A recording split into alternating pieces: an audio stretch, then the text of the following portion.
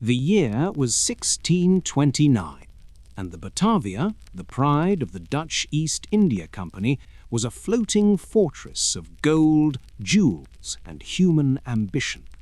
But beneath the creaking timber and the billowing white sails, a darker current was pulling the crew toward the edge of the known world. High Merchant Jeronimus Cornelis, a man with a silver tongue and a void where his soul should be, whispered of mutiny in the shadows of the lower decks. He spoke of a kingdom of their own, a life free from the iron fist of the company, where the only law was the whim of the strong.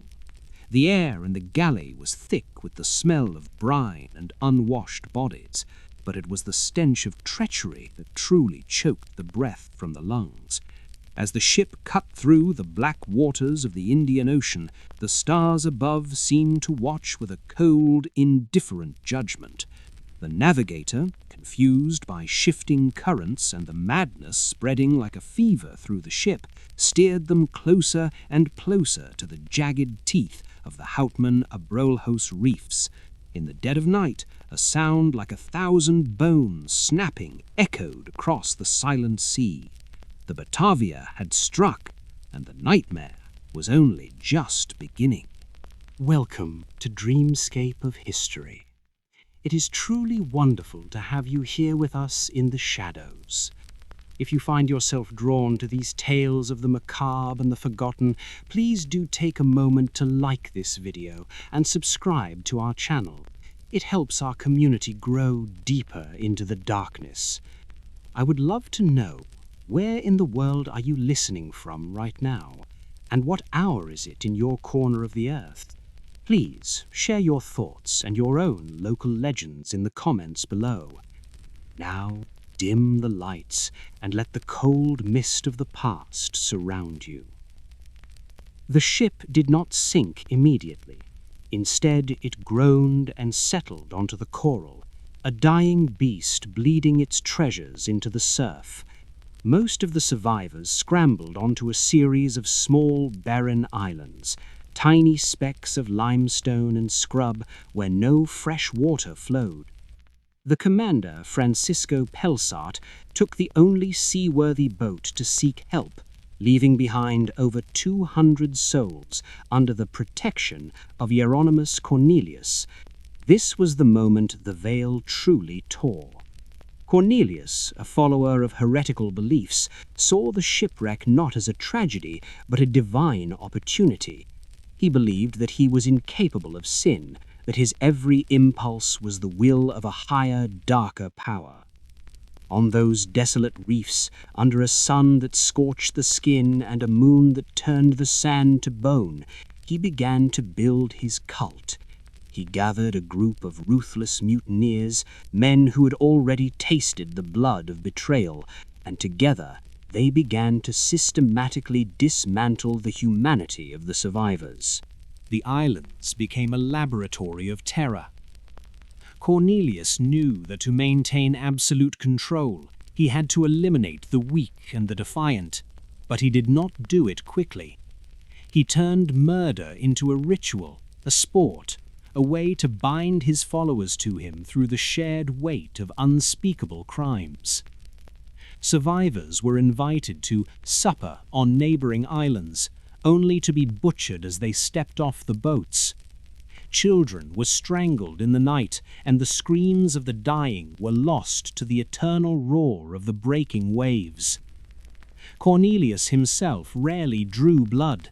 He preferred to watch, perched like a vulture on a throne of salvaged crates, wearing silks and velvets recovered from the wreck, while his soldiers did his bidding. He enforced a twisted hierarchy. Those who showed the most cruelty were rewarded with the best rations and the stolen jewelry of the dead. The sand of the islands began to take on a reddish hue, not from the sunset, but from the lifeblood of over 100 men, women, and children who were slaughtered in cold blood. There was no escape. The sea was a wall of white foam, and the sky was a silent witness to a madness that had no name. But even in the deepest shadow, a flicker of resistance remained. A small group of soldiers, led by a man named Weeby Hayes, had been sent to a distant island to find water. Cornelius had hoped they would simply die of thirst, but they found a spring, and they found hope. When they realized the horror occurring on the main islands, they prepared for a siege, armed only with clubs and sharpened stones against the mutineers' swords and muskets. The cult of the Reef began to fracture. The madness of Cornelius was meeting the iron will of those who refused to become monsters.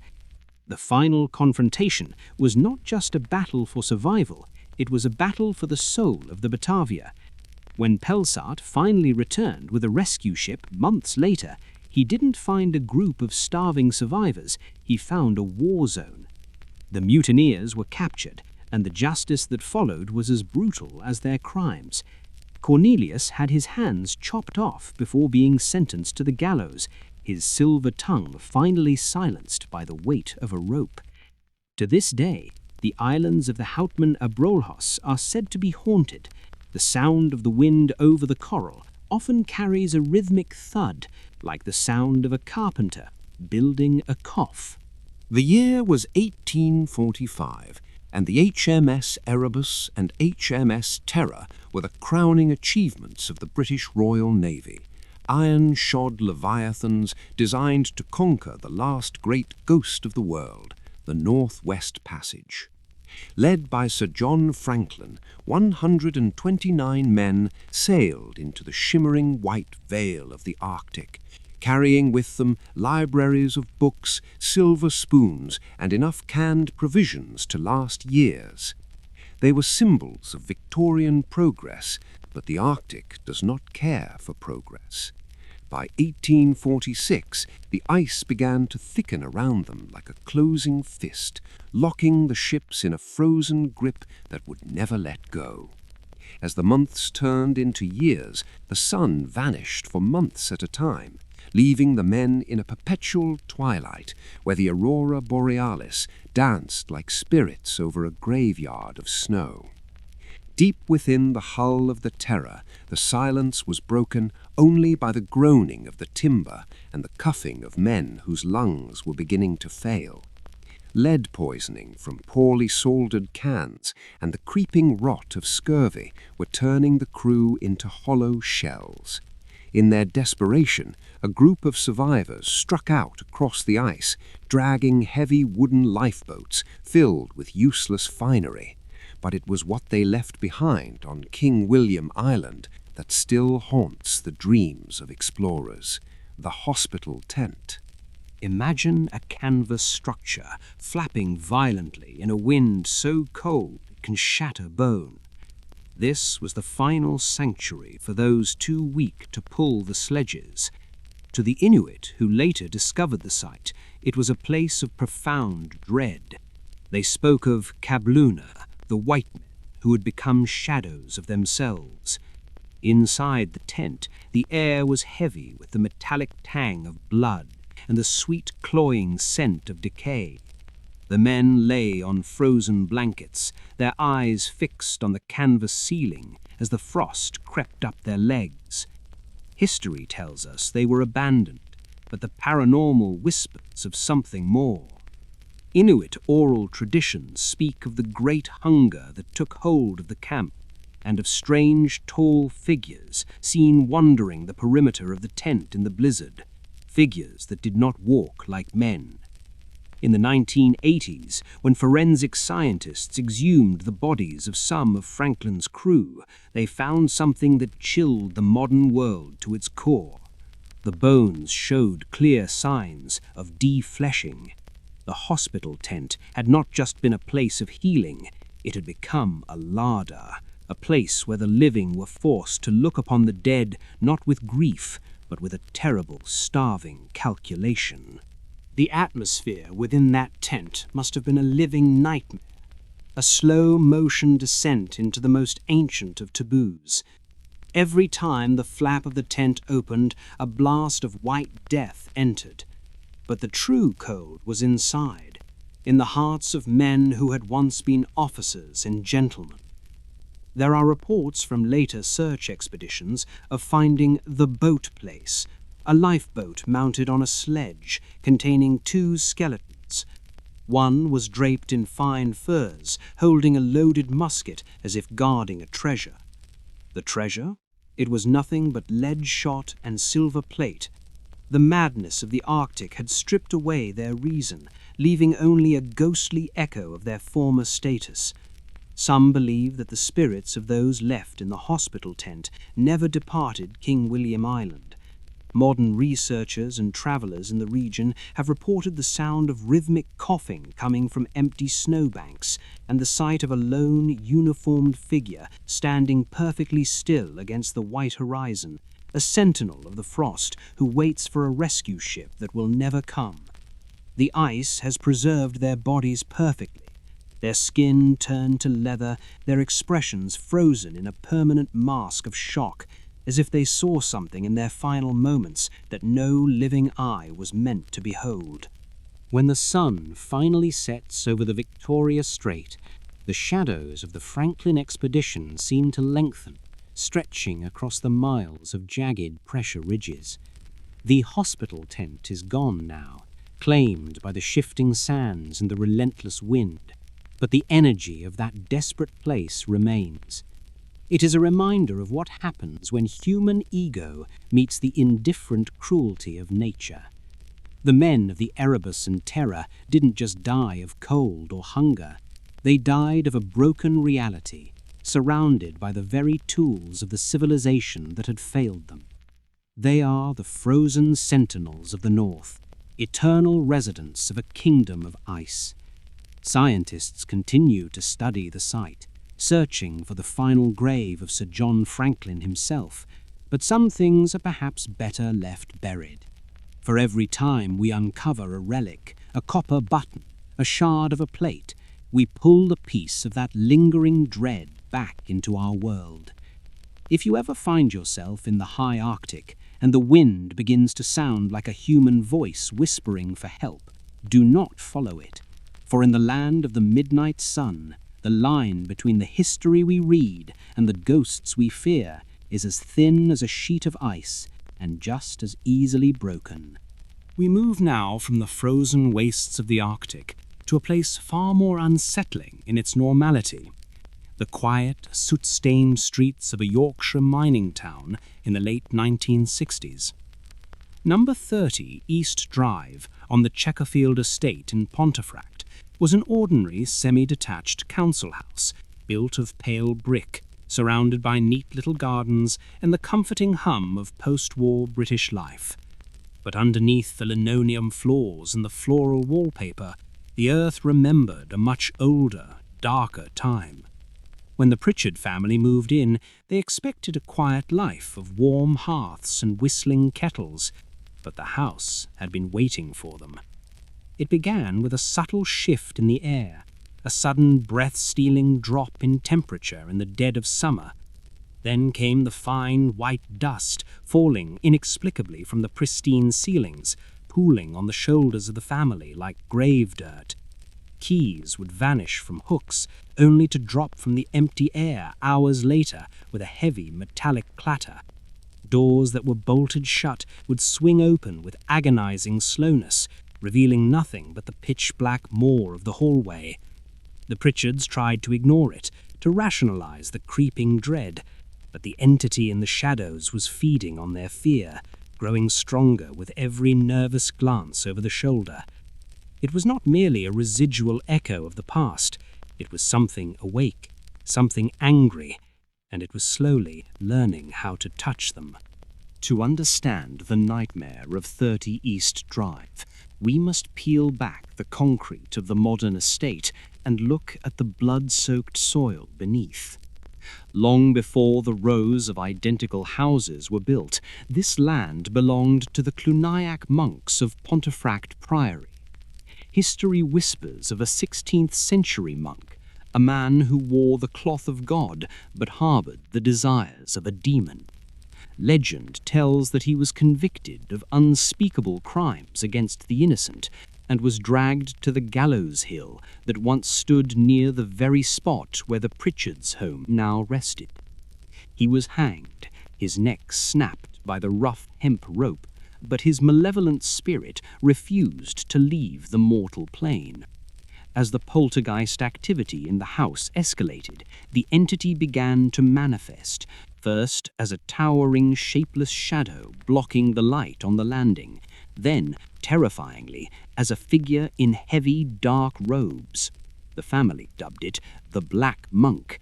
It would stand at the foot of their beds while they slept, a void of absolute darkness, emanating a smell like ancient rotting meat and damp earth.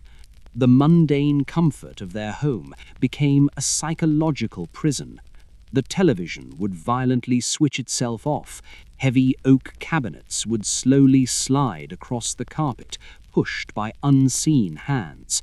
The air grew so thick with malice that visitors would flee the house, gasping for breath. The ancient monk had reclaimed his territory, and he despised the living who dared to walk upon his grave. The true horror of a poltergeist is its unpredictability, and the Black Monk was not content to merely frighten the family. It wanted to cause physical pain. The entity's rage focused intensely on the youngest daughter, Diane. Perhaps it was her innocence that drew its ire, or perhaps she was simply a conduit for its ancient wrath. The attacks began with phantom slaps in the dark, leaving burning red handprints on her pale skin when there was no one else in the room. Then the violence escalated to a level rarely seen in the annals of paranormal history. One quiet evening, as Diane was standing near the bottom of the stairs, an invisible, freezing grip closed around her throat. She was lifted from her feet, her hands clawing desperately at the empty air, and dragged violently up the carpeted steps by her hair. Her screams echoed through the narrow house, a sound of pure, helpless terror. When her family finally pulled her free from the unseen assailant, she was left bruised, weeping, and deeply traumatized. The police were called, but notebooks and truncheons are useless against a ghost. Priests came to bless the rooms, sprinkling holy water that seemed to evaporate before it hit the floorboards. Their prayers were swallowed by the oppressive silence. The entity mocked their efforts, throwing heavy brass ornaments at their heads and turning crucifixes upside down. The family was utterly alone in a crowded neighborhood, trapped in a siege with a monster that had been dead for 400 years. Eventually, the intense, violent activity of the Black Monk began to subside, as suddenly and inexplicably as it had begun. The Pritchard family, exhausted and forever changed, eventually moved away, leaving the heavy silence behind them. But 30 East Drive never truly emptied. The house still stands today, a permanent scar on the Chequerfield estate. It remains largely uninhabited by the living, sold to investigators and left as a frozen time capsule of 1970s decor and ancient dread. Those brave enough to step through the front door still report the overwhelming feeling of being watched from the top of the stairs. The temperature in the coal cellar still plummets without warning, and the heavy, dragging footsteps of a man in robes can still be heard pacing the floorboards in the dead of night. The story of the Black Monk forces us to ask a terrifying question. How much of our history is truly in the past? We pave over the execution grounds, we build comfortable homes on the sites of ancient atrocities, and we pretend that bricks and mortar can keep out the darkness. But sometimes the earth refuses to forget, and the dead refuse to sleep. If you ever find yourself walking down a quiet suburban street at night, and you feel a sudden icy chill brush past your shoulder, do not look back, for you never know what ancient sin might be following you home. The year was 1837, and the sprawling labyrinth of London was a city suffocating under a thick blanket of coal smoke. and fear. It was a time before electricity had banished the shadows from the cobblestone streets, when the flickering amber glow of gas lamps only seemed to make the darkness deeper, more alive. In the narrow, winding alleys of the East End, the freezing wind carried whispers of a creature that defied the laws of nature. It was not a man, and it was not a beast. It was a phantom that struck from the blackened skies. They called him Spring-Heeled Jack. The first reports were dismissed as the ravings of the terrified and the exhausted, servant girls walking home in the dead of night who spoke of a towering figure with eyes like burning coals, a figure that would leap from the shadows over high brick walls and spiked iron gates with an impossible, terrifying grace. The panic began to spread like a sickness through the damp alleyways. People locked their heavy wooden doors, bolted their windows, and prayed to a god that felt very far away in the choking London fog. The police scoffed at the rumours, blaming pranksters and the wild imaginations of the working class, but the footprints left in the mud told a different story. Deep, heavy impressions that suggested a creature of immense weight, yet one capable of launching itself into the suffocating night sky. The city was holding its breath, waiting for the leaping terror to strike again, and the darkness of Victorian London had never felt so profound or so hungry. The true horror of Spring-Heeled Jack was not just in his impossible leaps, but in the malevolent cruelty of his attacks. In February of 1838, the nightmare stepped out of the fog and onto the doorstep of a young woman named Jane Alsop. The night was bitterly cold, and a heavy wet mist clung to the brick houses of Bearbind Lane. A violent, frantic knocking shattered the quiet of the evening. A voice from the dark claimed to be a police officer, begging for a light to apprehend a criminal who was hiding in the lane. But when Jane unbolted the heavy wooden door, there was no policeman waiting in the gloom. Instead, she was met by a towering, silhouetted figure wrapped in a dark, heavy cloak. As she nervously offered the candle, the figure threw back its shroud, revealing a face that belonged in the lowest circles of hell. Jane screamed as the creature vomited forth a blinding stream of blue and white fire, illuminating a terrifying visage. He wore a tight-fitting helmet, and his eyes were completely red, glowing with an inner demonic heat. Before she could turn to run, the creature lunged. Its hands were not human. They were tipped with cold, metallic claws that tore through her heavy winter clothing, slicing into her pale skin. The cold night air filled with her desperate cries and the sickening sound of shredding fabric.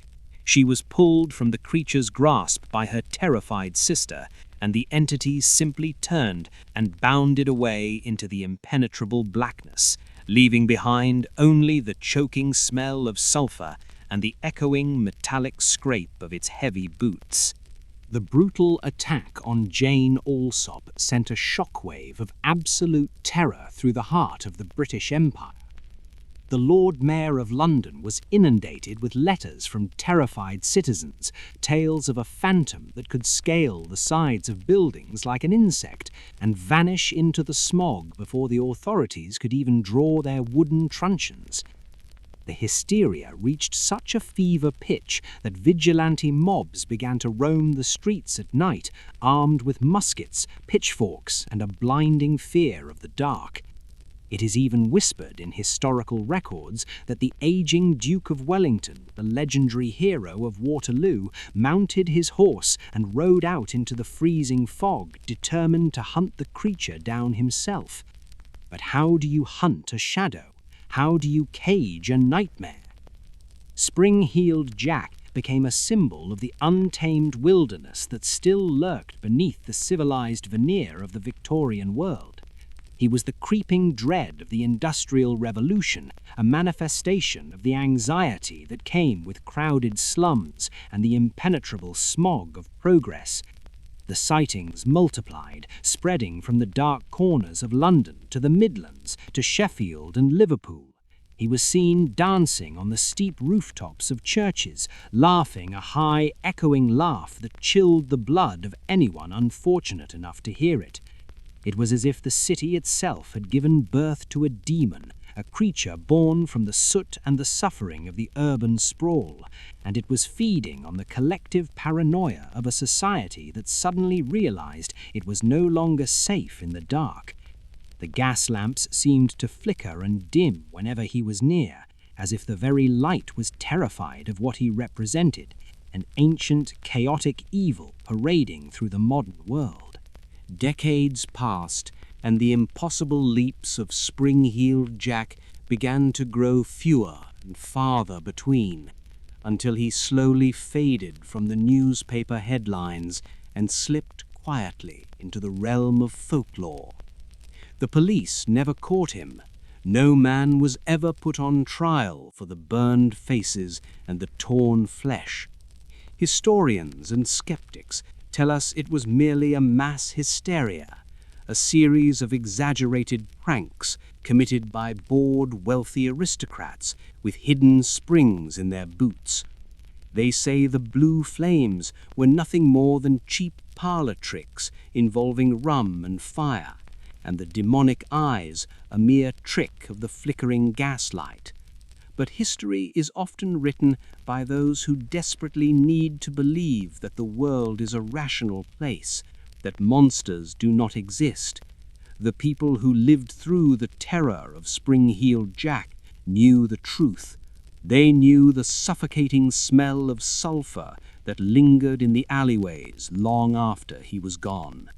They knew the bone-deep cold that settled over a street when his shadow passed across the moon. To this day, in the older, forgotten corners of London, where the cobblestones are still damp with rain and the fog rolls in thick from the River Thames, some say you can still hear the metallic scrape of claws on brickwork. They say that if you look up into the choking smog on a moonless night, you might just see a silhouette leaping across the rooftops, a permanent stain on the history of the city. Spring-Heeled Jack was never caught, because perhaps some things cannot be caught. They simply wait in the shadows, patient and hungry, until the world is dark enough for them to leap again. The legend of the leaping terror forces us to confront the uncomfortable reality that not every historical mystery has a neat conclusion. Sometimes the darkness wins. Sometimes the monster simply gets away. And as the modern city hums with electricity and life, it is easy to forget the paralyzing fear that once gripped these very streets. But the next time you walk alone at night and you hear a strange rustling from the rooftops above, remember the phantom of Victorian London and walk a little faster. The year was 1947, and the sultry, oppressive heat of June hung thick and heavy over the Strait of Malacca, a vital, narrow artery of dark water separating the Malay Peninsula from the dense jungles of the Indonesian island of Sumatra. The Second World War had recently drawn to a close, but the oceans of the world were still heavily littered with the restless ghosts of the fallen and the dark, unrecorded secrets of clandestine military cargo. In the quiet, deeply humid hours of the morning, when the horizon blurred into a hazy wall of grey, radio operators aboard multiple international vessels and remote listening posts in the Dutch East Indies picked up a transmission that would permanently chill the blood of even the most seasoned sailors. It was a frantic, stuttering Morse code, breaking through the white noise and static of the airwaves like a desperate, failing heartbeat. The message, when carefully translated by trembling hands, painted a portrait of pure, unadulterated maritime terror. All officers, including captain, are dead, lying in chart room and bridge, possibly whole crew dead. This horrifying declaration was followed by a long burst of indecipherable, chaotic dots and dashes, a frantic, rhythmic tapping that suggested a hand shaking with an unimaginable, paralyzing fear. Then there was a brief, incredibly heavy silence, a pause where the listeners could almost hear the sound of approaching footsteps over the radio, followed by two final, haunting words that seemed to echo directly into the void of the ocean. "I die." The transmission ceased abruptly, leaving only the cold crackle of empty frequencies and the vast, indifferent silence of the deep. Out there, somewhere in the blinding, shimmering heat haze of the equatorial waters, a Dutch freighter, known to the world as the SS Aurang Medan, was drifting aimlessly, carrying a cargo of absolute silence and an unseen, creeping horror that had swept through its iron decks like an invisible, suffocating scythe. The sea had swallowed their cries, and now it waited for the living to come and find what was left. The distress call was received by an American merchant ship, the Silver Star, which immediately altered its course, tearing through the glass-like surface of the ocean to locate the silent freighter. When they finally spotted the Aurang Medan, it was bobbing gently on the swells, a lifeless silhouette against the burning tropical sun. There was no smoke, no visible sign of a struggle or a catastrophic collision. The ship appeared entirely intact, a perfectly functioning vessel that was completely, unnervingly still. No distress flags were waving, and no figures moved along the railings to wave down their rescuers. The captain of the Silver Star sounded the heavy ship's horn, a deep, resonant blast that echoed across the water, but there was no response. Only the rhythmic slapping of the waves against the iron hull answered their call. A heavily armed boarding party was quickly assembled, lowering their small wooden rowboat into the water with a growing sense of profound unease. As they approached the towering, rust-streaked side of the Aurang Medan, the men reported a sudden, unnatural drop in temperature. In the middle of the sweltering equatorial heat, a biting chill seemed to emanate directly from the metal of the silent ship, a cold that sank into their bones and made their breath catch in their throats. They secured their lines and slowly, hesitantly climbed the rope ladders, stepping over the railing and onto the silent deck. They were completely unprepared for the nightmare that awaited them in the shadows of the bulkheads. They had expected to find a damaged ship, perhaps a crew stricken by sudden illness or a violent mutiny, but what they found defied all logic and challenged the very boundaries of human sanity. The silence on the deck was absolute, heavy and oppressive, like the air inside a sealed tomb. The deck of the Aurang Medan was a sprawling canvas of unimaginable horror. Everywhere the boarding party looked, there were bodies. The entire crew of the Dutch freighter lay scattered across the wooden planks, perfectly frozen in their final, agonizing moments. But it was not simply the presence of death that paralyzed the American sailors. It was the manner of it.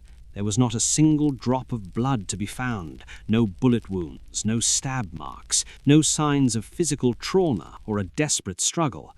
Yet every single face was twisted into a grotesque mask of absolute screaming terror. Their eyes were wide open, staring sightlessly up at the blinding tropical sun with dilated pupils. Their lips were drawn back over their teeth in silent screams, and their arms were rigidly outstretched, fingers hooked into claws, as if they were trying to fend off an invisible, monstrous entity that had descended from the sky or risen from the deep. Even the ship's dog, a small terrier, was found dead, its face locked in a vicious snarl, teeth bared at an enemy no human eye could see. The boarding party moved like sleepwalkers through the corridors, finding the captain dead on the bridge and the radio operator dead at his station, his hand still resting heavily on the Morse code key, the very hand that had tapped out that final chilling message, "I die." The air below decks was thick and stale, smelling faintly of bitter almonds and something old and rotting. The men felt a creeping paranoia, a sudden overwhelming urge to throw themselves into the ocean just to escape the oppressive, invisible presence that seemed to linger in the dark corners of the engine room. Whatever had killed the crew of the Orang Medan had done so in an instant, stealing their breath and stopping their hearts with a weapon forged from pure, unadulterated fear. The captain of the Silver Star made the grim decision to tow the cursed vessel back to a nearby port, to let the authorities unravel the terrifying mystery of the silent crew. A heavy tow line was secured, and the men breathed a collective sigh of relief as they prepared to leave the floating graveyard behind. But the Orang Medan was not meant to be brought back to the world of the living. As the American ship's engines roared to life, taking up the slack in the heavy line, a thick, ominous column of black smoke began to pour from the lower cargo holds of the Dutch freighter. The smoke was thick and acrid, smelling of burning chemicals and unnatural fire. Within moments, the deck plates grew searing hot to the touch, and the boarding party was forced to scramble back to their rowboats, cutting the tow line in a desperate panic. They rowed away just as the Orang Medan shuddered violently. A massive, deafening explosion ripped through the hull, a detonation so powerful it lifted the heavy iron ship completely out of the water. For a single blinding second, the vessel hung in the air, a burning silhouette against the sky, before crashing back down and sinking like a stone into the abyssal depths of the Strait of Malacca, taking its dead crew and its terrifying secrets to the lightless bottom of the ocean. Decades later, historians and conspiracy theorists still whisper about the true nature of the cargo. Was it an illicit shipment of unstable nerve gas, perhaps potassium cyanide, or experimental weapons left over from the dark laboratories of war? Did a chemical leak cause the crew to suffocate in a mass, agonizing hallucination? Or does the legend speak of something far older and more malevolent, a dark intelligence that slumbers beneath the waves, waiting to claim those who wander too far into the lonely corners of the map? The true story of the Orang Medan vanished beneath the waves that day, leaving us with nothing but a chilling Morse code echo and a stark reminder that the ocean is vast, deep, and perfectly capable of swallowing our nightmares whole. The year was 1518, and the sweltering month of July had descended upon the city of Strasbourg, a densely packed, walled metropolis in the heart of the Holy Roman Empire. The air in the narrow, winding streets was stagnant, thick with the stench of open sewers, unwashed bodies, and the lingering, desperate anxiety of a populace battered by years of harsh winters and failing crops. Famine and disease were constant companions in the shadows, but a new, entirely unprecedented terror was about to awaken in the suffocating summer heat. It began with a single, solitary figure, a woman known to history only as Frau Trophäa. One morning, without a word of warning or a single note of music to guide her, she stepped out of her modest, timber-framed home and into the dusty, sun-baked street. She raised her arms and began to twist her body in a strange, rhythmic contortion. At first, her neighbors merely stared from their open windows, assuming she was gripped by a sudden fever, or perhaps the strong, harsh ale of the local taverns. But as the sun climbed higher and the shadows shortened, her movements did not cease. They grew more frantic, more desperate. She hopped whipped and twirled, her heavy woolen skirts dragging through the filth of the cobblestones.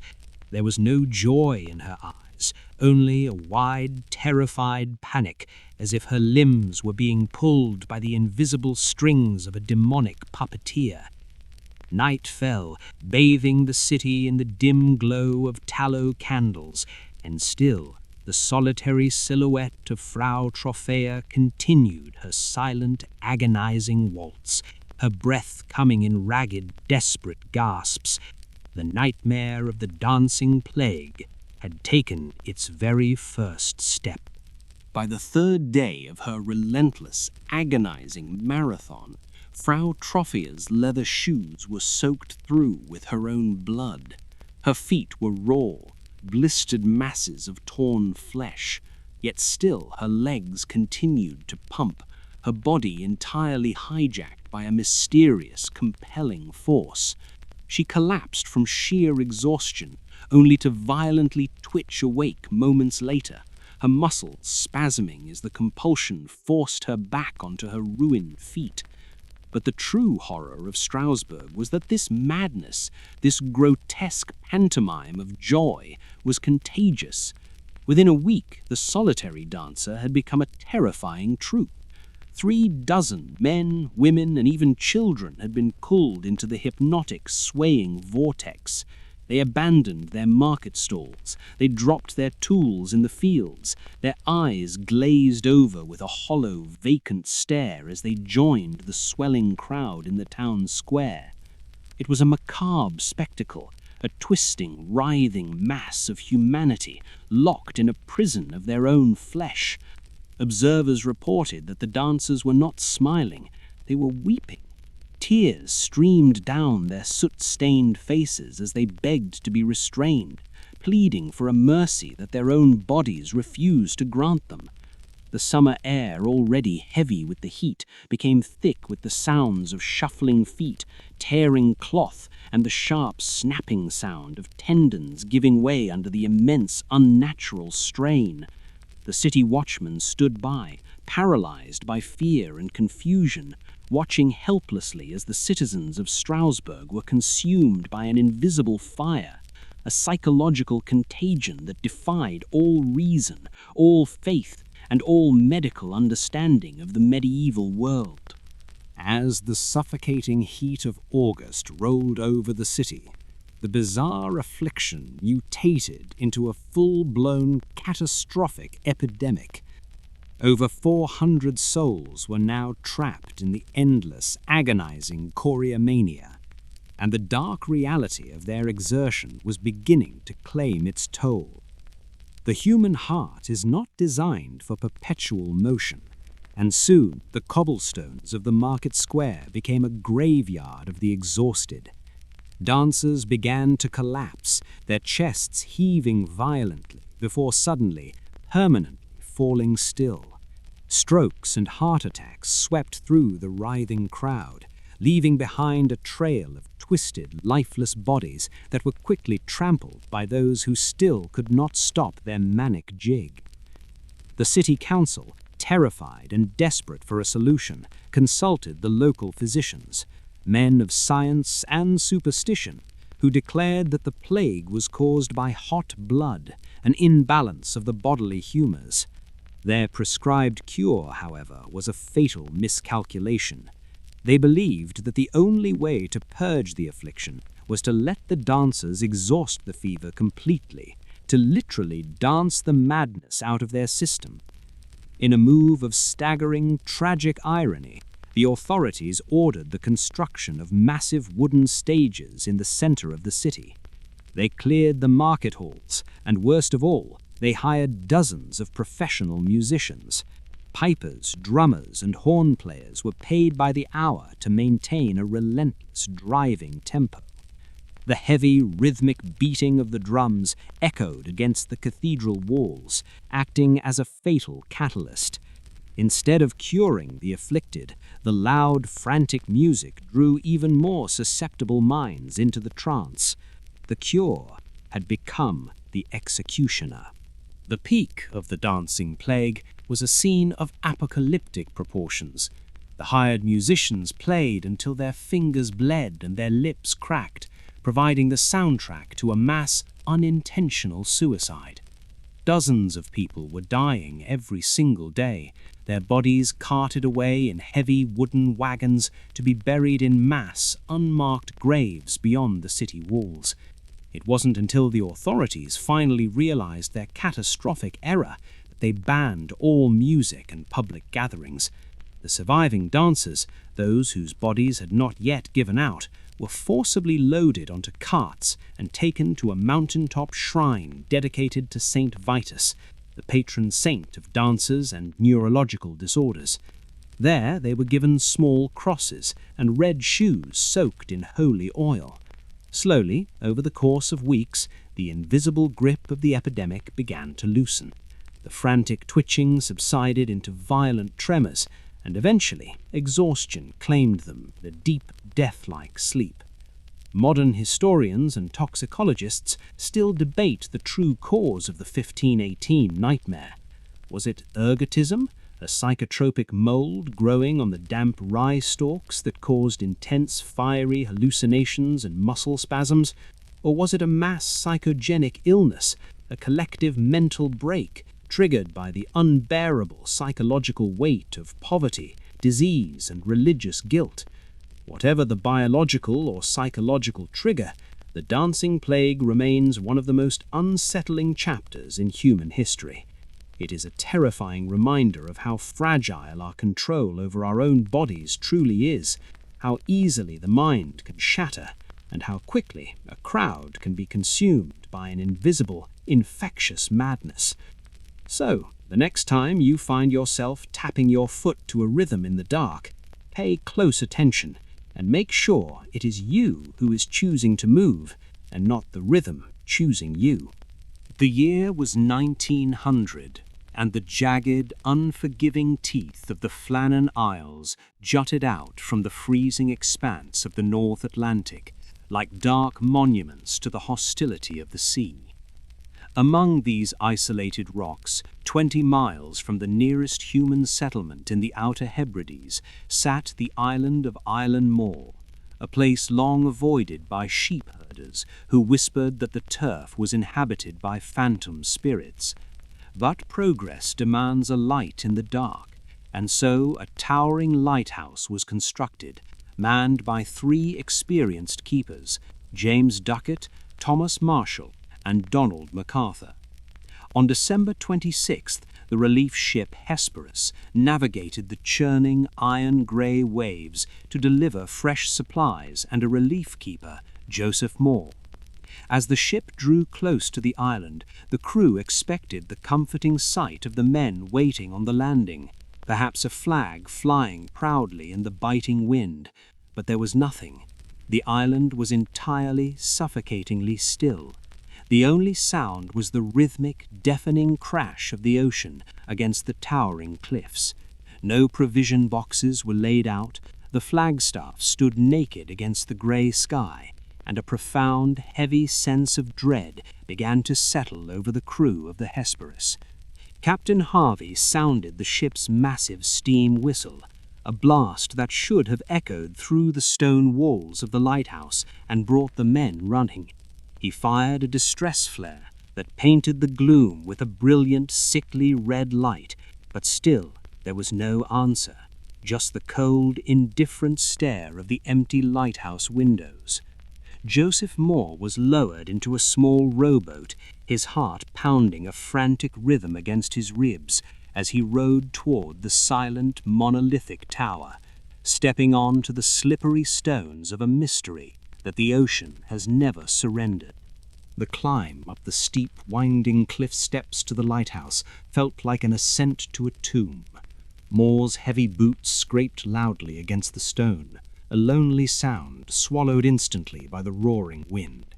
When he reached the heavy entrance door, his hands trembled as he realized it was unbolted.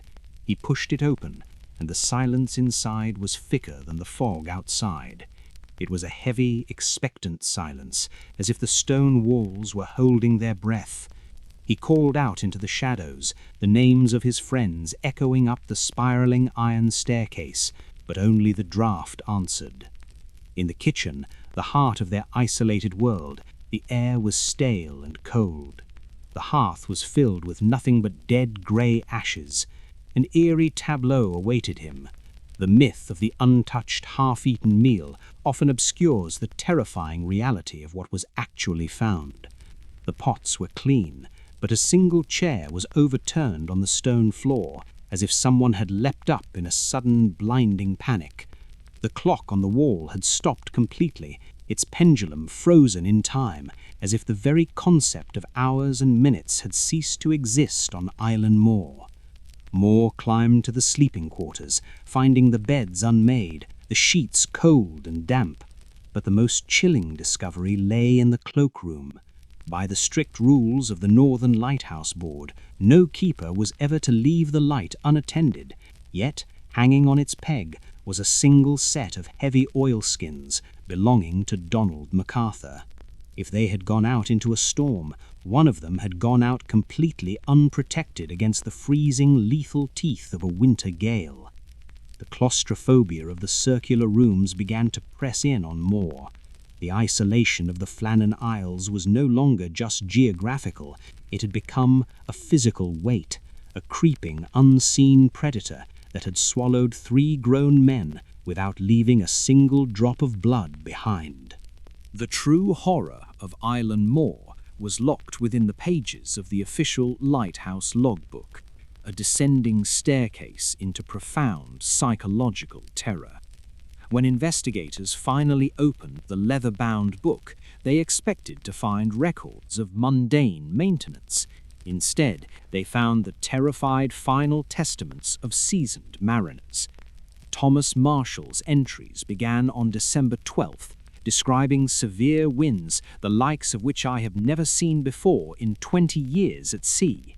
He noted that James Ducat, a famously stoic and quiet man, was inexplicably irritable, pacing the curved walls like a trapped animal. But the most unsettling detail was recorded on December 13th. Marshall wrote that Donald MacArthur, a rough, hardened veteran of the sea who was known for brawling in mainland taverns, had been crying, weeping uncontrollably in the face of the howling dark. What could possibly break the spirit of such a man? The log spoke of a storm that shook the very foundations of the tower, a relentless, screaming entity that battered the glass of the lantern room. The men had resorted to praying. 3 experienced sailors, locked in an impenetrable stone fortress, begging God for mercy from the wind.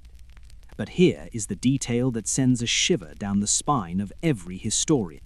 During those exact dates, from December 12th to the 14th, the mainland weather stations reported perfectly calm weather. The violent, apocalyptic storm that terrified these men into weeping prayer did not exist, at least not in the physical world. Was it a localized freak weather phenomenon, or was it a tempest of the mind, a shared suffocating hallucination brought on by the crushing isolation and the ancient brooding energy of the phantom island? The final entry, scrawled on December 15th, simply read, "Storm ended, sea calm, God is over all." After that, the pages were entirely blank and the men were entirely gone. The search of the island revealed a scene of impossible, violent destruction on the western landing, far below the lighthouse. Massive iron railings, embedded deep into the solid rock, had been twisted and bent out of shape as if by the hands of a titan. A supply box that had been securely fastened at a height of over 100 feet above sea level had been smashed to splinters, and the turf had been ripped violently from the cliff face. The official investigation concluded that the men had rushed out to secure their equipment during a sudden monstrous squall and had been swept away by a colossal rogue wave, a wall of water that rose from the black depths and pulled them screaming into the abyss. But the locals of the Outer Hebrides shake their heads at this neat administrative conclusion. They point out that 3 experienced men would never turn their backs to the sea, and that MacArthur's missing oilskins suggest a sudden, frantic emergency, not a planned excursion. The legends of Island Moor speak of something far older than the lighthouse. They speak of the phantom of the 7 hunters, malevolent spirits of the ocean who resented the blinding light intruding on their ancient domain. Today, the lighthouse is fully automated, operating in a cold, mechanical silence. No human keeper has lived on the island since 1971, but those passing by on fishing trawlers still report seeing strange things when the mist rolls in thick and heavy. They speak of 3 shadowy figures standing near the edge of the western cliff, looking out over the water, or the faint, desperate sound of a man weeping, carried on the howling wind. The mystery of the Flannan Isles remains a terrifying monument to the power of the sea and the fragile, easily broken nature of the human mind. It reminds us that there are still places on this earth where the dark is absolute and where the ocean keeps its secrets buried deep beneath the rolling, silent waves. The year was 1922, and the biting, relentless cold of the Bavarian winter had settled heavily over the isolated farmstead of Hinterkaifeck, located just off the jagged edge of a dark, sprawling forest known as the Hexenholz, the Witches' Woods. The Gruber family lived a life of quiet, grim seclusion, hidden away from the prying eyes and the gossip of the nearby town of Waidhofen. But seclusion, they would soon learn in the most agonizing way possible, is merely another word for vulnerability. It began not with a sudden, bloody act of violence, but with a slow, creeping realization that they were no longer alone on their land. Andreas Gruber, the stern patriarch of the family, walked out into the biting morning air to inspect his property. The snow had fallen thick and heavy during the night, creating a pristine, untouched white canvas across the sprawling fields. But as his eyes drifted toward the dense, black tree line of the forest, his blood ran entirely cold. There, pressed deep into the fresh, glittering snow, was a set of heavy, unfamiliar footprints. They emerged from the dark shadows of the pines, crossed the open, silent field, and led directly to the heavy oak door of the farmhouse. Andreas followed them with his eyes, waiting to see where the intruder had gone, but the tracks simply stopped. There were no footprints leading away, no sign of retreat into the wilderness. Someone had walked out of the frozen woods, entered the farm, and never left. The suffocating, paralyzing realization began to take hold that the monster they should fear was not lurking out there in the trees. It was already breathing inside the walls. The paranoia, Hinterkaifeck, thickened like the winter frost on the cracked window panes. A heavy, oppressive atmosphere seemed to sink into the very floorboards of the aging house. The family began to notice small, terrifying discrepancies in their daily lives. A set of house keys vanished without a trace from the kitchen table, never to be seen again, leaving them unable to lock the doors against the encroaching dark. A strange, unfamiliar newspaper from Munich was found abandoned in the barn, as if someone had been sitting in the shadows, quietly reading while the family worked just feet away. Deep scratches were found around the lock of the engine room, as if someone had been trying to pick their way inside during the dead of night. But the most chilling detail was the sound. In the pitch-black hours, when the howling wind died down and the house was perfectly still, the Grubers could hear the distinct, heavy sound of footsteps echoing directly above them, pacing slowly back and forth across the wooden floor of the attic. The previous maid had packed her bags and fled months earlier, claiming with absolute shaking certainty that the farm was violently haunted, that invisible eyes watched her every move from the dark corners of the barn. But Andreas was a stubborn, proud man, a man of the earth who refused to be chased from his home by phantoms or rumors. He dismissed her fears and hired a new maid, Maria Baumgartner. She arrived on March 31st, dragging her meager belongings through the knee-deep snow to the isolated farm, entirely unaware that she was stepping directly into an active slaughterhouse, and that her very first day of work would also be her last. The evening of March 31st fell over Hinterkaifeck like a heavy, suffocating shroud of black velvet. The exact, horrifying sequence of events remains locked forever in the dark vault of history. But investigators believe the entity in the attic finally decided to make its move. With a terrifying, calculated patience, the killer lured the family out to the cavernous, freezing barn, one by one, through the icy dark. Perhaps it was the sound of a restless animal in distress, or a deliberate heavy thud meant to draw them away from the fleeting safety of the hearth. Andreas, his wife Cecilia, their widowed daughter Victoria, and her young 7-year-old daughter Cecilia stepped out into the cold and into the waiting, brutal swing of a heavy farm mattock. The violence of the act was absolute. The killer moved with the silent, ruthless efficiency of a medieval executioner, shattering bone and silencing their screams before they could even echo into the night. He then stacked their broken, bloody bodies carefully in the hay, laying them on top of one another like cords of winter wood.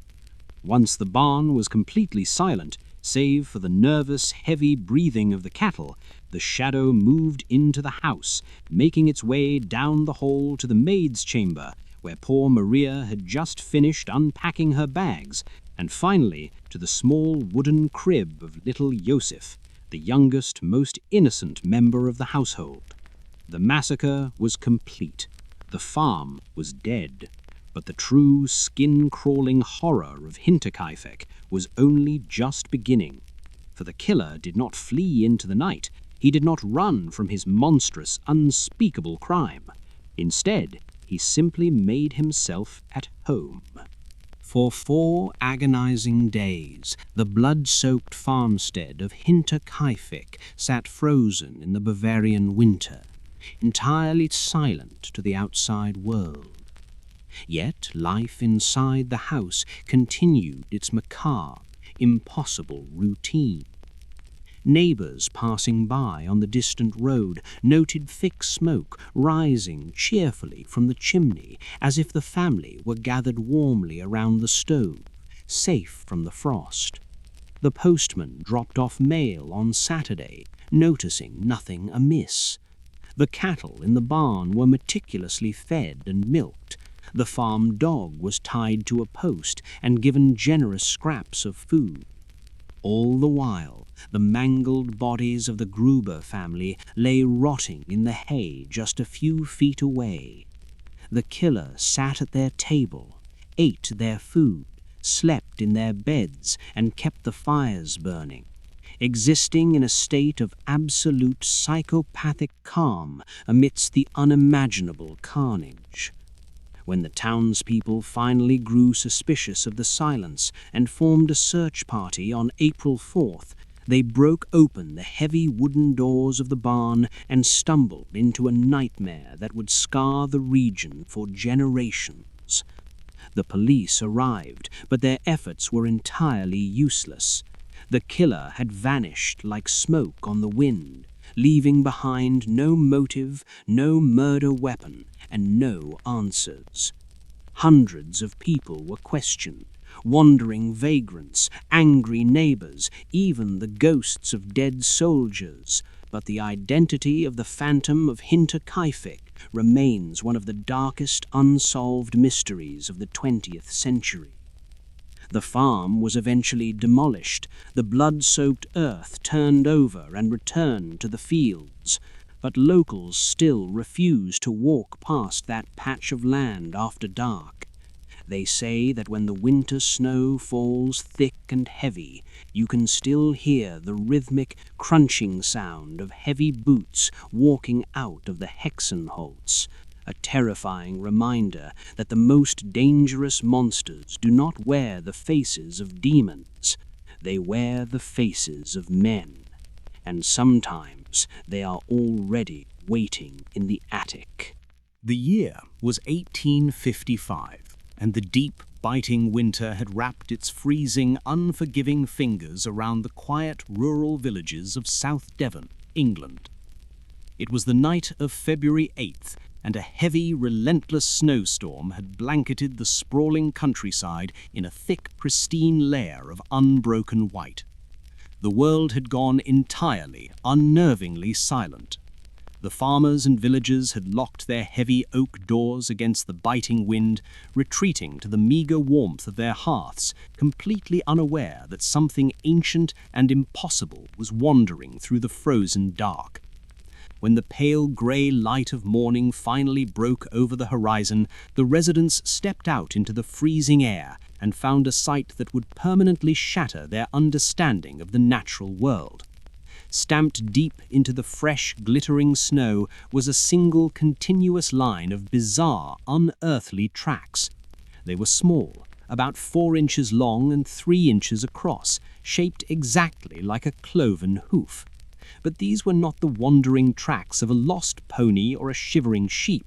The prints were arranged in a perfect single-file line, one placed precisely and directly in front of the other, separated by an impossible uniform stride of exactly 8.5 inches.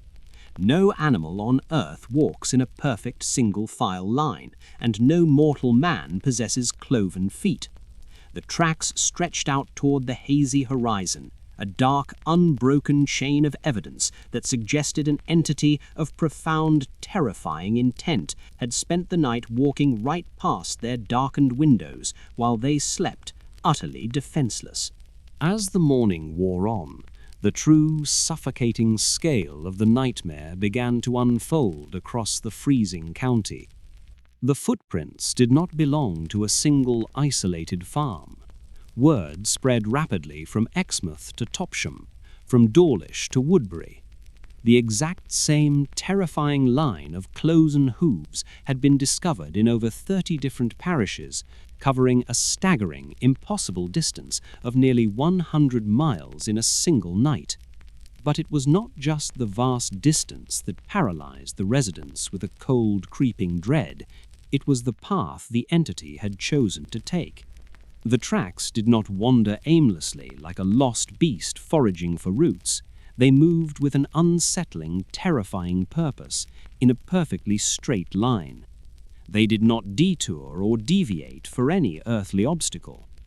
When the tracks reached a towering 14-foot brick wall, they did not go around. They simply went straight up the sheer vertical face, over the snow-covered top, and down the other side without breaking stride. They marched straight across the thin, treacherous ice of the River Exe, spanning 2 miles of frozen water where no heavy creature could possibly tread without plunging to a watery, freezing grave. Most horrifying of all, the prints were found marching across the steep, snow-laden roofs of locked sleeping houses and pressing right up to the very edges of narrow second-story bedroom windows. The entity had walked through tightly sealed, high-walled courtyards, passed through narrow drain pipes that were only 6 inches wide, and emerged on the other side without disturbing the surrounding snow. It was as if the laws of the physical world simply did not apply to whatever had wandered out of the dark. Panic, pure, unadulterated and primal, gripped the snowy expanse of South Devon. The isolated communities, deeply religious and highly superstitious, believed with absolute certainty that they had been visited by the ultimate evil. They whispered the name of the devil, convinced that Satan himself had spent the long, dark hours prowling their quiet streets, looking for the wicked and the vulnerable. By mid-morning, heavily armed groups of terrified men had gathered in the village squares, clutching loaded muskets, heavy iron pitchforks, and thick wooden clubs. They unchained their hunting hounds, Fierce, brave dogs bred to chase down the most dangerous game in the deep woods and brought them to the edge of the cloven tracks. But the hounds, normally eager for the hunt, tucked their tails between their legs, whined in a high, pathetic pitch, and violently refused to go anywhere near the impressions in the snow. The animals could sense something that the men could not, a lingering foul energy that smelled of ancient malice.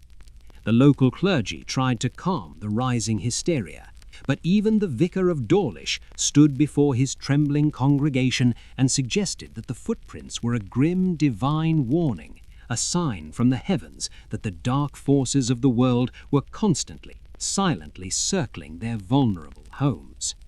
As the afternoon sun began to dip low on the horizon, casting long, twisted, unnatural shadows across the frozen, trampled fields, a new, paralyzing terror took hold. The night was returning, and whatever had left those impossible cloven marks was still out there, wandering in the freezing mist. The villagers barricaded their doors with heavy furniture, stoked their fires high, and waited in breathless, agonizing silence for the sound of hooves on the roof. When the slow thaw of spring finally arrived, it took the physical evidence of the devil's footprints with it, washing the cloven marks into the damp, dark earth of the English countryside. But the psychological scar left on South Devon would never truly fade. In the weeks and months that followed the event, the national newspapers of Victorian England descended upon the mystery, offering a frantic, desperate array of rational explanations to soothe the terrified public. They blamed escaped kangaroos from a private menagerie, wandering badgers, leaping mice, even stray weather balloons dragging a heavy metal shackle across the landscape. But none of these mundane theories could possibly explain a 100-mile journey in a single night, nor the impossible passage over towering walls, locked gates, and the high, frozen rooftops of sleeping families. The truth, uncomfortable and deeply terrifying, is that some mysteries simply refuse to be solved. They linger in the dark spaces between the known and the unknown, serving as a cold, sharp reminder that humanity's dominion over the earth is fragile and perhaps entirely illusory. The incident of 1855 forces us to confront the unsettling possibility that we share this world with entities that operate entirely outside the boundaries of our science and our sanity. Things that only reveal themselves when the conditions are perfect, when the night is entirely black and the snow falls thick enough to muffle their impossible approach. So, the next time you wake up to a quiet, snow-covered morning and you look out your window at the pristine, untouched white canvas of your yard, pray that it remains unbroken. For you never know what ancient, restless thing might have walked past your window while you were dreaming. The year was 1966, and the dense tropical vegetation of Vintém Hill, Morro do Vintém, in the Brazilian city of Niterói, stood as a silent, brooding sentinel overlooking the sprawling urban landscape below. It was the late afternoon of August 20th, when a young boy, chasing a stray kite through the thick, damp underbrush, stumbled upon a scene that would baffle investigators and paranormal researchers for decades to come. The air was heavy with the sweet, rotting scent of the jungle, but the silence in that particular clearing was unnatural, absolute. Lying side by side on a bed of crushed leaves and damp earth were the bodies of two men. But they were not dressed for a hike through the dense, unforgiving brush. They were dressed with an unsettling, meticulous formality, wearing sharp, tailored business suits, crisp white shirts, and heavy, impermeable, waterproof coats, despite the oppressive tropical heat. There were no signs of a struggle, no torn clothing, no scattered belongings, no blood staining the dark soil. Their hands rested peacefully at their sides, as if they had simply lain down to take a long, deep sleep beneath the canopy. But the true skin-crawling horror of the discovery was resting heavily upon their faces. Covering their eyes, meticulously cut and shaped by human hands, were two crude, heavy masks made entirely of solid lead, the kind of protection one might wear to shield their eyes from a blinding, catastrophic radiation or a light that was never meant for mortal eyes to behold. The jungle around them seemed to hold its breath, waiting for a signal that would never come. When the local police finally navigated the treacherous, slippery paths to reach the bizarre tableau, they found themselves stepping into a mystery that defied all logic and rational thought.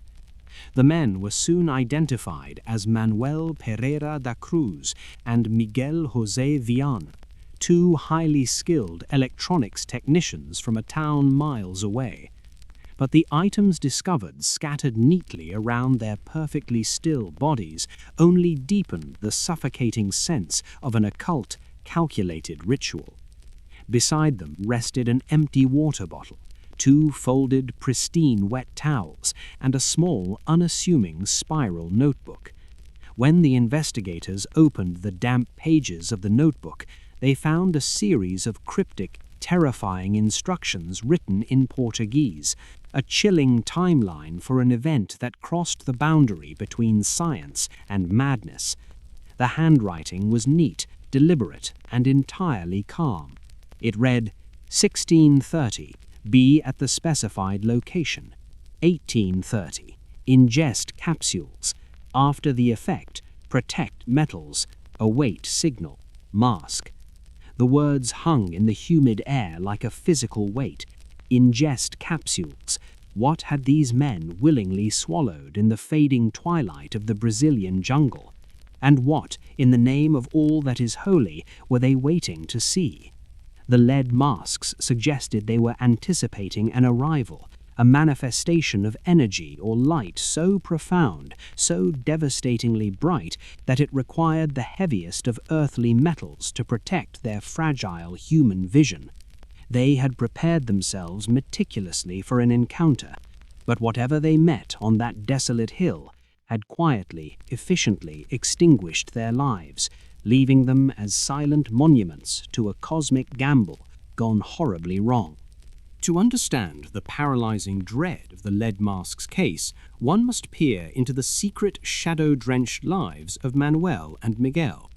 They were not merely repairmen of radios and televisions, they were deeply entrenched in a clandestine world of scientific spiritism, a dangerous, esoteric subculture that sought to bridge the terrifying gap between modern electronics and the paranormal void. They believed with an absolute, fervent obsession that they could construct devices to communicate with entities from other dimensions or beings from the cold, unfathomable depths of the cosmos. Friends and family whispered of strange, explosive experiments in their workshops, of brilliant, blinding flashes of light that illuminated the night sky above their hometown in the days leading up to their final, fatal journey. They were members of a secret, heavily guarded society that combined the occult with the extraterrestrial, attempting to summon forces they could barely comprehend. The capsules mentioned in the notebook were likely highly toxic psychotropic substances meant to tear the soul from the physical body and open their minds to the frequency of the unknown. The autopsy reports were agonizingly inconclusive. The heavy tropical heat and the relentless insects of the jungle had decayed their internal organs too rapidly, leaving the toxicologists entirely blind to whatever poison had stopped their hearts. There was no evidence of foul play, no physical trauma, just two brilliant, misguided minds who had unlocked a door they could not close and stepped willingly into a void that swallowed them whole. The mystery of Vintém Hill refuses to die. It lingers in the dark corners of ufology and the paranormal, a constant chilling reminder of the unknown. For years after the bodies were discovered, residents of the surrounding areas came forward with terrifying, corroborating tales. On the exact night Manuel and Miguel laid down in their heavy suits and donned their leaden masks, multiple witnesses reported seeing a glowing orange saucer-shaped object hovering silently over the very crest of the hill. It bathed the jungle canopy in a harsh, unearthly light before shooting upwards and vanishing into the black, star-studded sky. Did the technicians actually make contact with an intelligence from the stars? Did the overwhelming physical presence of the entity short-circuit their nervous systems, leaving them dead before they could even remove their protective visors? Or were they simply the victims of their own tragic, delusional hubris, poisoned by their own hands in a desperate, lonely bid for cosmic enlightenment? The answers remain buried with them, swallowed by the damp earth and the suffocating silence of the Brazilian jungle. The masks of lead, heavily tarnished and cold to the touch, still sit in a police evidence locker, holding on to the final terrifying image that reflected in the eyes of the two men. Whenever you look up at the vast, indifferent expanse of the night sky and wonder if anyone is listening to our radio signals in the dark, remember the technicians of Vintém Hill, who built a bridge to the stars and found that the toll for crossing it was their very lives. The year was 1944, and while the young men of America were fighting a very visible bloody war on the distant, smoke-choked shores of Europe, a completely different kind of terror was quietly slipping through the cracked bedroom windows of a small, unassuming town in Illinois. Mattoon was a place of quiet, tree-lined streets and tight-knit neighbors, a place where people left their heavy wooden doors unlocked and slept soundly through the humid, chirping summer nights. But in late August, the night air grew thick with a sickeningly sweet odor. The first victim, a young mother named Aline Carney, awoke in the dead of night to a smell she later described as cheap, overpowering perfume, mixed with the sickly, rotting scent of wilting flowers. She groggily tried to wake her sleeping husband, but as she attempted to sit up in the bed, a wave of absolute terrifying paralysis washed over her entire body. Her legs grew entirely numb, heavy as iron blocks beneath the thin cotton sheets. She opened her mouth to scream into the dark, but her throat burned, her vocal cords paralyzed by the unseen, creeping vapor. She was entirely trapped within the fleshy, unresponsive prison of her own body, forced to lie there in the blackness, wide awake and suffocating on terror as the shadow of a man shifted just outside her open window. This was not the work of a common burglar seeking silver or cash. This was an entity that seemed to feed entirely on the sheer, helpless panic of its victims. The Mad Gasser of Mattoon had taken his first breath in the town, and the nightmare of the phantom anesthetist had officially begun. Imagine the absolute primal vulnerability of lying in your own bed, the one place on earth where you are supposed to be completely safe from the cruelties of the waking world, only to have that sacred sanctuary violated by an invisible, creeping weapon. The gas did not kill, but it stripped away all human agency, leaving the victim a conscious, terrified observer to their own sudden subjugation. The tall shadow outside Aline's window simply watched her struggle against the invisible weight pressing down on her chest before melting back into the suffocating, humid darkness of the Illinois night. Within days of the Carney attack, the sickeningly sweet smell began to waft through the open windows of dozens of other homes across the sleeping grid of Mattoon. The terrifying pattern was always horrifyingly identical: a faint, metallic hissing sound in the dead of night, followed by the overpowering, choking stench of sickly sweetness, and then the sudden, terrifying wave of bodily paralysis. Victims reported a severe burning sensation on their lips and the back of their throats, violent, uncontrollable spells of vomiting, and a deep weakness in their limbs that would last for hours, sometimes days after the phantom had vanished into the fog.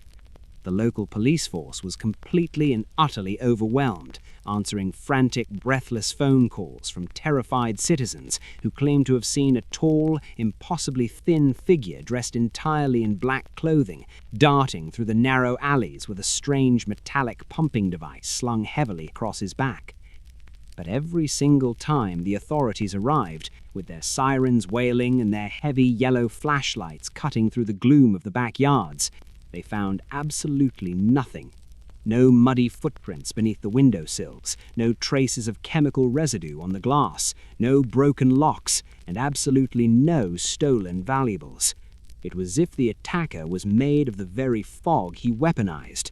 A creeping phantom that could slip through the smallest crack in a wooden frame, paralyze an entire household of sleeping people, and evaporate before the first desperate, gasping cry for help could even reach the street. The town was rapidly sinking into a state of absolute paralyzing paranoia. The national newspapers caught wind of the bizarre attacks, splashing the unseen assailant across the front pages and dubbing him the Mad Gasser. And with every printed headline, the shadow hanging over Mattoon grew darker and heavier. The citizens realized that their dead boats and heavy wooden doors were entirely useless against an enemy that attacked their very lungs. They began to sleep with wet towels pressed tightly over their faces, huddled together in the windowless centers of their homes, listening to every creak of the floorboards and every rustle of the wind, wondering if the next breath they took would be the one that turned their bodies to stone. As the sweltering, oppressive days of September rolled in, Mattoon transformed from a quiet, peaceful community into a heavily armed, terrified military camp. Husbands and fathers refused to go to their factory jobs, opting instead to patrol their front porches and backyards with loaded shotguns and heavy hunting rifles resting across their knees. The night air was no longer filled with the comforting chirping of crickets, but with the nervous, echoing clicks of gun hammers being pulled back, and the tense, frightened whispers of men hunting a ghost in their own backyards. But the true, lingering terror of the phantom anesthetist lies in the psychological debate that followed. When specialized investigators and scientists from the state capital finally arrived to analyze the terrifying situation, they proposed a theory that was, in some ways, even more unsettling than a man with a poison gas pump. They suggested that the entire town was suffering from a massive, uncontrollable wave of mass hysteria. They argued that the crushing, underlying anxiety of the Second World War, the constant, unspoken dread of receiving a yellow telegram announcing the death of a son overseas, had completely fractured the collective psyche of the town. They claimed that the gas was merely the mundane smell of industrial pollution from nearby wartime factories carried on a shifting wind, and that the paralysis, the violent vomiting, the burning throats were all physical manifestations of pure, unadulterated panic. The human mind is a powerful, terrifying organ, capable of entirely shutting down the body if it genuinely believes it is under attack. But try telling that to the families who clearly saw the dark silhouette standing just outside their screen doors. Try explaining mass hysteria to the women who found strange, heavy footprints crushed deep into their flower beds, or the distinct metallic taste of chemicals lingering on their tongues for days. To the people of Mattoon, the phantom was entirely real, and his weapon was fear itself. Whether he was a flesh-and-blood psychopath testing homemade chemical weapons, or a phantom born entirely from the collective stress of a nation at war, the results were exactly the same. The people were paralyzed, the town was held hostage, and the darkness of the night had been transformed from a time of rest into a suffocating, agonizing vigil, waiting for the scent of wilting flowers to seep slowly under the bedroom door. And then, as suddenly and inexplicably as the nightmare had descended upon the terrified town, the attacks of the Mad Gasser simply ceased. By mid-September, the sickeningly sweet smell vanished from the night air completely. The shadowy, impossibly thin figure in black was never seen darting through the alleys again. The exhausted police eventually packed up their notebooks, The armed citizen patrols slowly, reluctantly returned to their daytime jobs, and the national newspapers moved their attention back to the advancing front lines of the war in Europe. No one was ever arrested, no chemical spraying device was ever found in a basement or barn, and no definitive explanation was ever universally accepted by the people who lived through it. The phantom anesthetist simply faded away into the obscure, dark margins of American history, leaving behind a town permanently scarred by the terrifying realization of its own profound vulnerability. Mattoon slowly returned to a semblance of normal life, but the psychological damage was permanently woven into the fabric of the community. For decades after the event, residents would still double-check the heavy iron latches on their windows before slipping into bed. They would pause, bodies rigid, and hold their breath if a strange, sweet scent drifted in from the street.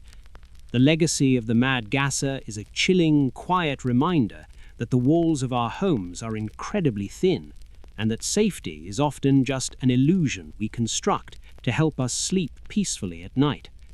Whether the attacker was a brilliant, twisted chemist conducting illicit experiments, or a terrifying physical manifestation of a town's collective mental breakdown, the phantom anesthetist proved one undeniable, horrifying truth. You do not need a knife or a gun to completely destroy a person's life. Sometimes, all it takes is a shadow in the window, a faint hiss in the dark, and a scent that turns your own body into a cage. So the next time you lie in bed, hovering right on the edge of sleep, and you catch a sudden, unexplainable whiff of something sickeningly sweet in the air, do not take a deep breath, for the phantom of Mattoon may have finally found a new town to visit. The year was 1954, and the bustling, neon-lit arteries of Tokyo were pulsing with the frantic energy of a world rebuilding itself from the ashes of war.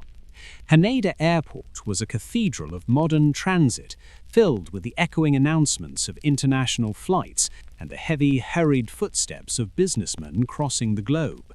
But on one particular sweltering July afternoon, the mundane machinery of passport control ground to a sudden, terrifying halt. A man stepped up to the customs counter, presenting himself with the calm, confident demeanor of a seasoned traveler. He was dressed in a sharp, impeccably tailored European suit, spoke fluent French, along with a scattering of Japanese and other languages, and handed over a passport that appeared completely, undeniably authentic. It was bound in high-quality leather, stamped with the faded ink of dozens of previous international borders, and printed with the official embossed seal of his home country. But as the Japanese customs officer looked down at the document, a cold, creeping sense of profound wrongness began to slide down his spine. The country listed on the passport, the nation that had supposedly issued this entirely legitimate-looking document, was called Taured.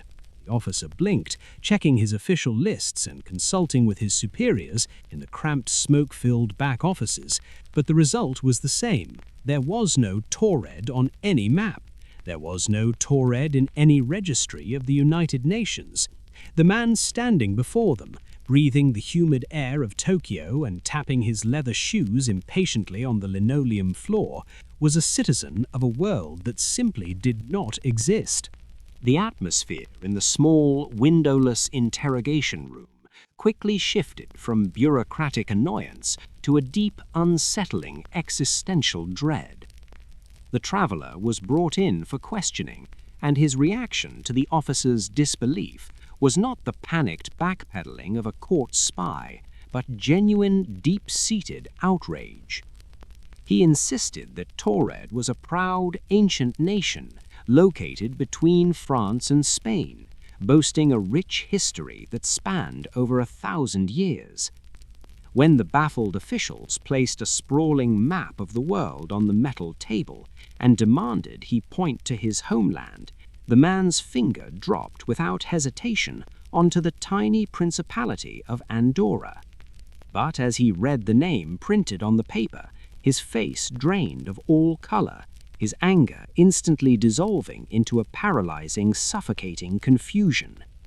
He could not understand why his country's name had been erased, or why the borders had been subtly shifted. He produced a thick leather wallet, pulling out crisp, authentic-looking currency from several European nations, alongside bank statements from a financial institution that no one had ever heard of. He had a driver's license from Taured and official business correspondence with a Tokyo company that claimed to have absolutely no knowledge of his existence. Every piece of evidence he carried was physically real. The paper was high quality, the ink was set, the stamps were perfectly aligned, yet they all belonged to a phantom reality. The men in the room stared at each other, the harsh fluorescent lights buzzing overhead like a swarm of angry insects. They were not interrogating a criminal. They were interrogating a tear in the very fabric of the universe. As the oppressive, muggy evening settled over the sprawling metropolis, the Japanese authorities were entirely paralyzed by the impossible nature of the situation. The man was not a threat, but he was an anomaly that threatened to shatter their understanding of reality itself. Unsure of what else to do with a traveler who had essentially slipped through a crack in the cosmos, they escorted him to a high-rise hotel nearby to wait for morning and a more thorough investigation. They placed him in a room on a high floor, far above the busy, rain-slicked streets of Tokyo. The room had only one point of entry, a heavy wooden door that was locked from the outside. Two armed, highly trained immigration officers were stationed directly in the hallway, sitting in folding chairs right in front of the handle. Their orders were absolute: no one goes in and no one comes out. The man from Taured was essentially sealed inside a concrete vault. The night stretched on, agonizingly slow. The officers listened to the muffled sounds of the man pacing the floorboards, the creak of the bed springs, and the running water of the sink, ordinary sounds of a man preparing for sleep. But beneath the mundane noises, there was an overwhelming, heavy sense of wrongness, a feeling that the air in the corridor was growing uncomfortably thin, like the pressure dropping right before a massive, catastrophic storm. The traveler was alone in the dark, trapped in a dimension that refused to acknowledge his history, his home, or his very existence, and the universe, it seemed, was preparing to correct its terrifying mistake. When the pale grey light of dawn finally crept over the towering skyline of Tokyo, the immigration officials returned to the hotel with a team of investigators ready to delve deeper into the impossible mystery of the traveler from nowhere. The two guards in the hallway reported a completely uneventful night. No one had approached the door, and the lock had remained entirely undisturbed. The heavy brass key was turned, the deadbolt clicked with a loud, hollow echo, and the door was pushed open. The room was entirely, suffocatingly empty. The bed had been slept in, the sheets rumpled, but the man from Taured was completely gone. The authorities rushed to the windows, but they were securely locked from the inside, with no balcony and a sheer, fatal drop to the concrete streets far below. There was no hidden exit, no secondary door, just a silent, vacant room that smelled faintly of European cologne and stale terror. But the final, paralyzing detail, the piece of the puzzle that turns this story from a simple disappearance into a cosmic nightmare, occurred back at the airport. When the bewildered officials rushed to the secure, heavy iron vault where they had locked away his passport, his driver's license, and his foreign currency, they found the boxes entirely empty. The physical evidence of Taured had vanished right alongside its citizen, erased from our reality as if it had never been there at all. Was he swallowed back into his own dimension, pulled through the invisible tear in the matrix that had accidentally spit him out? Or is he still wandering the corridors of some dark, liminal space between worlds, searching for a home that only exists in his memory? We may never know. The man from Torred slipped through the fingers of history, leaving behind nothing but a profound, lingering dread that the reality we trust so deeply is nothing more than a fragile illusion. Until next time, keep your doors locked and never trust the silence.